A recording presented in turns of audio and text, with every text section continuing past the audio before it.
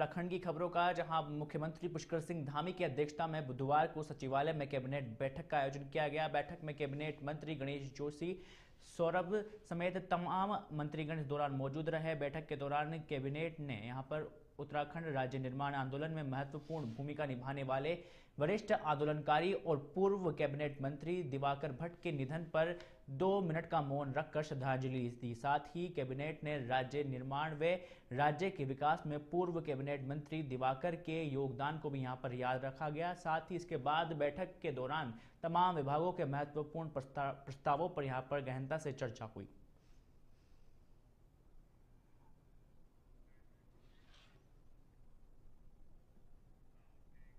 अगली खबर का रुख करते हैं, जहां देहरादून में राष्ट्रीय विधि दिवस के अवसर पर कार्यक्रम का आयोजन हुआ है, जिसमें मुख्यमंत्री पुष्कर सिंह धामी ने शिरकत की है।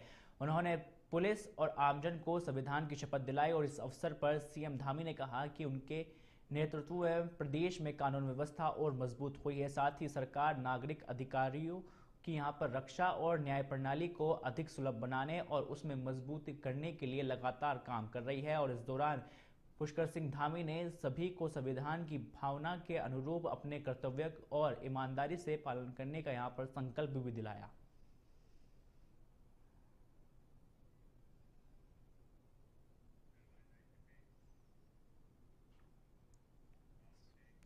अगली खबर का रुख करते हैं, जहां मुख्यमंत्री पुष्कर सिंह धामी विशेष सचिव आईएफएस प्राग के यहां पर रुद्रपुर में घोड़े से गिरकर गंभीर रूप घायल हो गए हैं। आपको बता दें कि हादसे में यहां पर उनकी रीढ़ की हड्डी फ्रैक्चर हो गई है, जिसके बाद तत्काल यहां पर एयरलिफ्ट कर एम्स ऋषिकेश में उन्हें भर्ती करवाया गया है।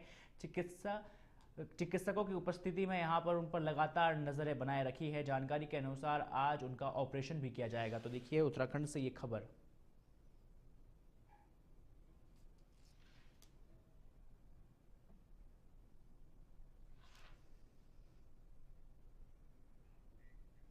उत्तराखंड के मुख्यमंत्री पुष्कर सिंह धामी की अध्यक्षता में सचिवालय में हुई कैबिनेट बैठक में 10 महत्वपूर्ण प्रस्तावों को यहां पर मंजूरी दी गई है। इस बैठक में पर्यावरण संरक्षण से जुड़े लेखा जोखा सदन पटल पर यहां पर रखने पर सहमति बनी है। तो वहीं अभियोजन विभाग में भी नए पदों के गठन और यहां पर 46 सहायक अभियोजन अधिकारियों के पद को सृजित करने की मंजूरी दी गई है। कैबिनेट ने 9 बजे से लेकर सुबह 6 बजे तक महिला कामगारों और उनकी लिखित सहमति के बाद काम करने और सुरक्षा प्रदान करने की अनुमति दी है। जहां देहरादून में नियो मेट्रो परियोजना को भी यहां पर हरी झंडी अब मिल गई है, जिसमें आवास और शहरी विकास मंत्रालय के परामर्शों को भी शामिल करने की सहमति बनी है। कैबिनेट के निर्णयों की जानकारी मुख्यमंत्री के अपर सचिव यहां पर बंशीधर तिवारी ने दी है।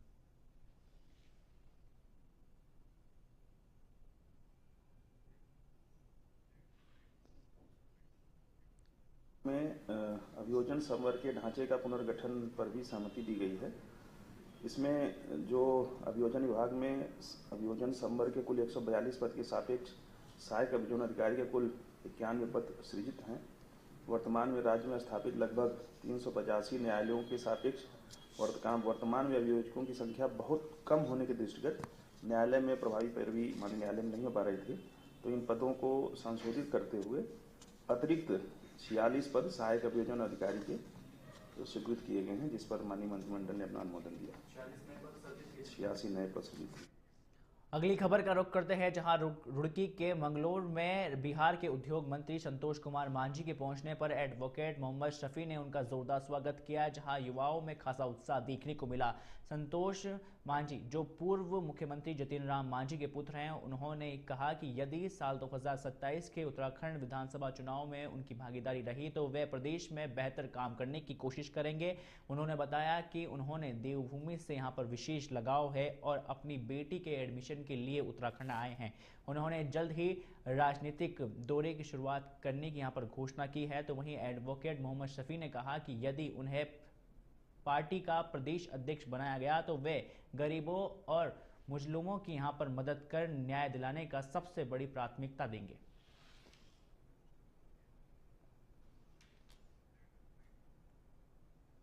देखिए, देवभूमि तो सबके लिए प्रिय होता है, सनातन को मानने वाले के लिए। आज हमारा ये व्यक्तिगत टूर है, कोई राजनीतिक नहीं है। हम लोग यहाँ आए हैं, कॉलेज में हमारी बेटी का एडमिशन है, उसके सिलसिले में आए हैं। लेकिन आकर के आप लोग का प्यार मिला, आशीर्वाद मिला। मैं इस बात के बहुत खुश हूँ कि आप सब हम लोग को इतना प्यार देते हैं और इतनी संख्या में यहाँ पर आए हैं। कि आप सबके आपके माध्यम से जितना भी यहाँ हमारे कार्यकर्ता, हमारे सब भाई बंधु हैं, सबको मैं धन्यवाद देता हूँ कि उन्होंने मुझे इस गर्मजोशी के साथ स्वागत किया। निश्चित तौर पर हम लोग अगली बार आएंगे तो राजनीतिक टूर में आएंगे तो हम लोग सब मिलेंगे, बैठेंगे, एक साथ बात करेंगे और जो भी समस्या होगा हम लोग समाधान करेंगे। और यहाँ हमारी पार्टी का भी विस्तार होना है तो उसको विस्तार करेंगे। आज के दिन में मैं आप सबका स्वागत करता हूँ कि आप सब यहाँ पर आए। बहुत धन्यवाद। देखिए, इससे काफ़ी जनसंख्या में उनका स्वागत किया जाएगा क्योंकि वो हमारे पार्टी के राष्ट्रीय अध्यक्ष हैं और राष्ट्रीय अध्यक्ष होने के नाते हमारा कर्तव्य धर्म है कि उनका खूब जोरदार स्वागत करें। कि बिहार में लगातार कैबिनेट मंत्री रहे हैं, पिछली बार भी रहे हैं, अब भी हैं, और उनके पिताजी भी मुख्यमंत्री रहे हैं और कई पदों पर रहे हैं वहाँ, और मंत्री भी रहे हैं और आज कैबिनेट मंत्री हैं भारत सरकार में। उद्योग मंत्रालय उनके पास है और एनडीए में उनकी एक अहम भूमिका है और उनकी अपनी अहम भूमिका निभाते हुए वह केंद्र सरकार में भी सहयोग दे रहे हैं और लगातार जनता के लिए और जनता के हितों के लिए, बिहार सरकार के लिए और पूरे राष्ट्र के लिए, उनके राष्ट्र के हितों के लिए कार्य कर रहे हैं।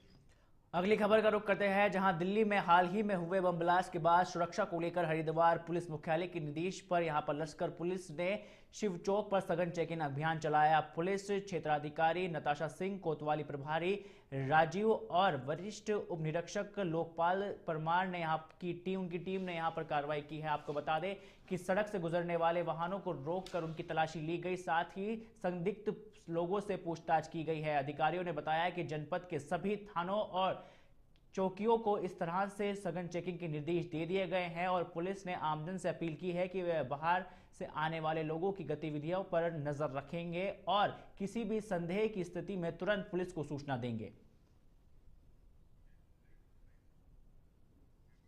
पुलिस मुख्यालय के आदेशानुसार दिल्ली ब्लास्ट के बाद जो हमारा स्टेट है वो हाई अलर्ट पे है और साथ ही साथ सभी जनपदों में निर्देश दिए गए हैं कि काफी सघन चेकिंग अभियान चलाया जाए, जिसमें कि सर्कल लक्सर में भी हम निरंतर चेकिंग अभियान चला रहे हैं, जिसमें हमारे जो बॉर्डर से आने वाले वाहन हैं, दूसरे जो स्टेट से आने वाले लोग हैं, उनकी सभी की काफी सख्ताई से और कड़ाई से चेकिंग हो रही है, जिसमें संदिग्ध वाहनों की एवं संदिग्ध व्यक्तियों की निरंतर चेकिंग हो रही है और रात को भी लगातार दोनों जगह पे पिकेट लगाई जा रही है, जिसमें लोगों की। अगली खबर का रुख करते हैं, जहां बाजपुर में संविधान दिवस के मौके पर यहां पर उत्तराखंड वाल्मीकि दलित समाज सुधार संगठन के प्रदेश अध्यक्ष अनिल वाल्मीकि के नेतृत्व में सर्व समाज के लोग यहां पर नगरपालिका के अंबेडकर पार्क में जुटे, जहां उन्होंने सबसे पहले साफ सफाई का कार्यक्रम यहां पर उसकी शुरुआत की, जिसके बाद बाबा साहेब डॉक्टर भीमराव अंबेडकर की प्रतिमा पर माल्यार्पण कर संविधान दिवस उत्साह पूर्वक यहां पर मनाया गया और मिष्ठान का वितरण भी किया गया। आपको बता दें कि 26 नवंबर 1949 को संविधान को अपनाए जाने की यहां पर स्मृति में हर साल ये दिवस मनाया जाता है और इस अवसर पर अनिल वाल्मीकि ने कहा कि शिक्षा वह शक्ति है जिससे बाबा साहेब ने शेरनी का दूध बताया है और जो इसे ग्रहण करेगा वह आगे बढ़ेगा। उन्होंने क्षेत्रवासियों को संविधान दिवस की शुभकामनाएं भी यहां पर दी। साहेब का कथन है और बाबा साहेब का कहना है कि शिक्षा वो शेरनी का दूध है, जो पिएगा वो दहाड़ेगा। मैं समस्त देशवासियों से आज के शुभ अवसर पर, जबकि संविधान दिवस के उपलक्ष्य में हम सब लोग नगरपालिका प्रांगण में उपस्थित हैं और माल्यार्पण किया है और पुष्पांजलि अर्पित की है, तो मैं आप सबके समक्ष, पत्रकार साथियों समक्ष कहना चाहूँगा कि बड़ा ही देशवासियों के सामने बड़ा हर्षोल्लास का समय है।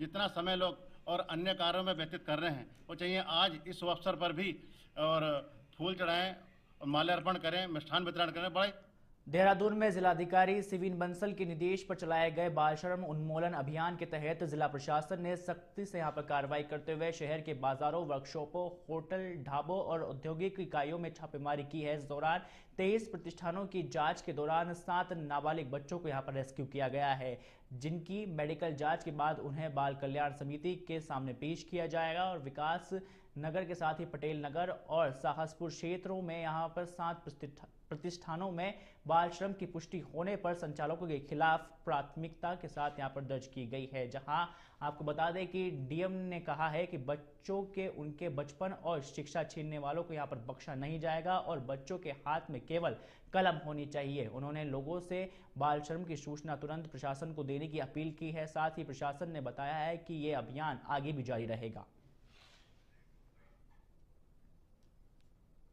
देखिए, हमारे ऑनरेबल सीएम का, हमारी सरकार का, जिला प्रशासन का यही संकल्प भी है और यही प्रयास भी है कि जो बच्चों का राइट टू चाइल्डहुड है, जो उनको चाइल्डहुड में एनवायरनमेंट मिलना चाहिए, सुविधाएं मिलनी चाहिए, शिक्षा मिलनी चाहिए, अच्छा स्वास्थ्य केयर मिलना चाहिए, वो उनका फंडामेंटल राइट है और वो हमें इंश्योर कराने के लिए हर संभव प्रयास करना है। इसमें जो वॉयलेटर्स हैं और जो डेलिंक्वेंट्स हैं उनके ऊपर कड़ी से कड़ी कार्रवाई भी करनी है और अगर बच्चे और उसका परिवार अक्षम है तो उन्हें हमें फैसिलिटेट करना है मेन मुख्य धारा से, मेन स्ट्रीम से जोड़ने के लिए।